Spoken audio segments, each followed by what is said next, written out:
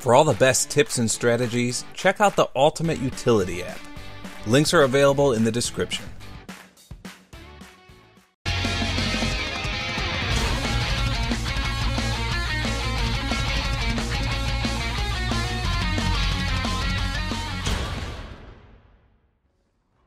There were 5 new weapons added with the release of the Winter Siege event.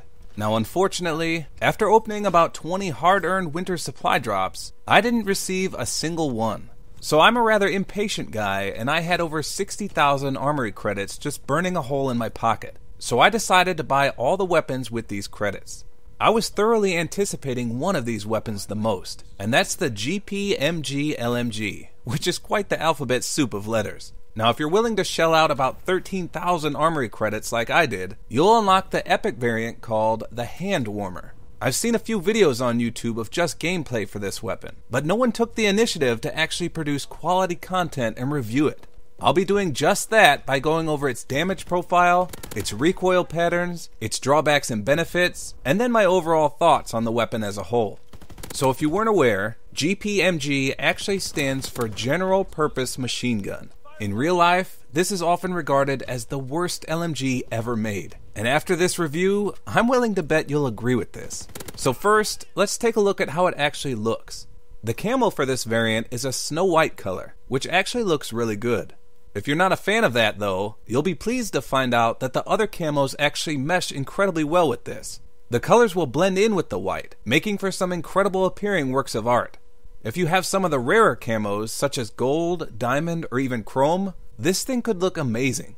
Now the weapon in spec is a custom, unique one. He seems to brush off some invisible sweat and then blow a kiss of perfection. The iron sights are actually really nice and very user-friendly. I'd argue that they're the cleanest LMG sights out of all of them. So one of the first things you'll likely notice is that this LMG only has 30 bullets, and there's only 60 in reserve.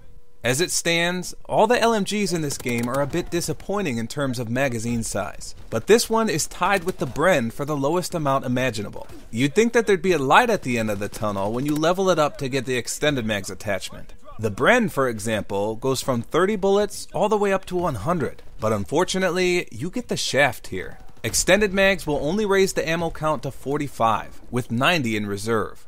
This is absolutely horrific and a major turnoff. Every other LMG in the game benefits greatly from extended mags, so I'm not entirely sure why they felt the need to not offer the same with this weapon.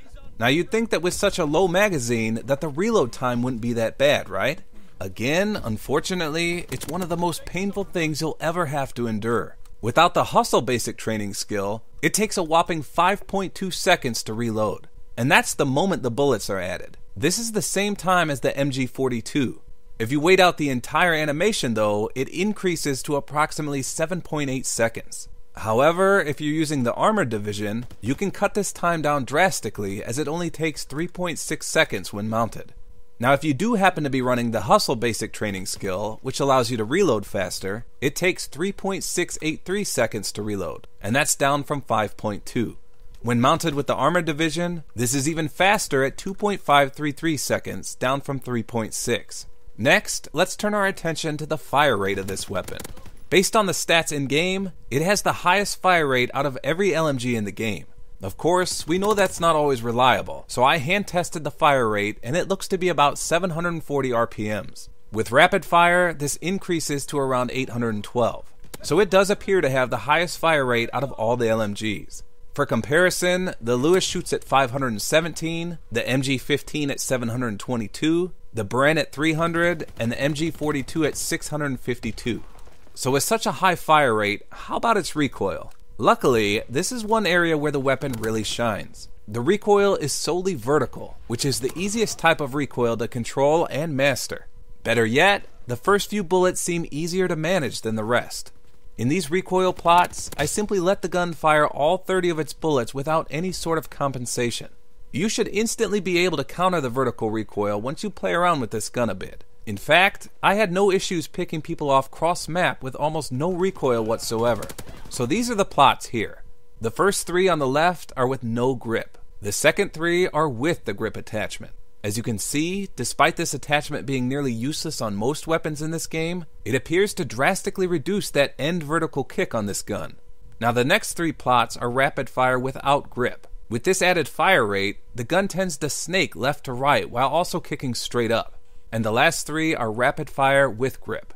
Again, grip seems to do at least something here, although not as noticeable as without rapid fire. Another redeeming factor is the hipfire capability. It's absolutely identical to the MG42 LMG, and with the steady aim attachment, it has near SMG-like hipfire capabilities, again identical to the MG42. Let's next turn our attention to the damage profile. We know the weapon has a massive fire rate and a low ammo potential, so you'd think that the damage profile would be promising. Well, you'd be wrong. I was hoping that at point-blank ranges, this would be a 2 or even 3-shot kill. Unfortunately, it's not. It's a 4-shot kill. It also appears to have a 1.1 headshot multiplier, which means that at most ranges, headshots will do you no good at all. So the max damage profile appears to be 30, which makes it a 4-shot kill at every single range imaginable that I could test. This is once again identical to the MG42. For all you hardcore fanatics out there, this makes it a 1-shot kill at all ranges. Now if you can't see the glaring issue yet, allow me to give you some examples. Remember, without extended mags, you only have 30 bullets at your disposal. A massive fire rate of 740 RPMs with only 30 bullets will spell disaster in almost every scenario where there's more than one single player in your line of sight. I went through 30 gameplay files of mine and did some math. On average, I got a kill every 9 bullets. That means you're only going to be getting 3 kills before you have to suffer through one of the longest reloads in the entire game. More often than not though, you'll only be getting 2 kills before you have to reload.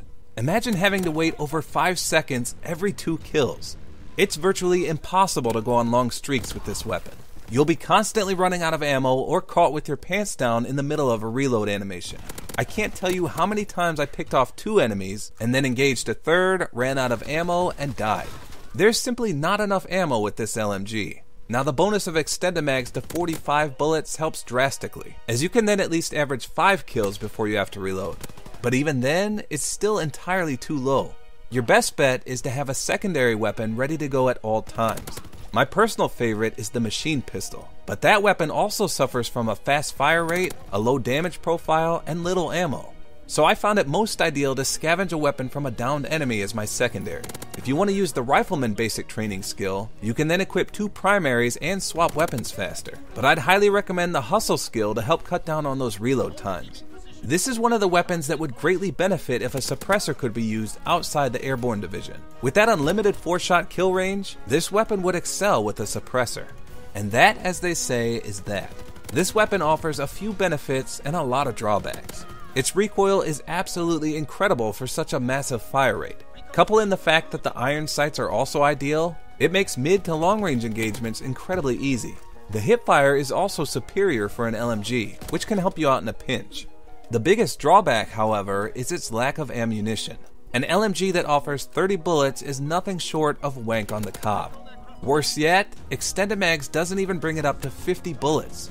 This weapon tries desperately to be an assault rifle / LMG hybrid, but it doesn't perform either role well. It's more or less an assault rifle magazine with an LMG reload.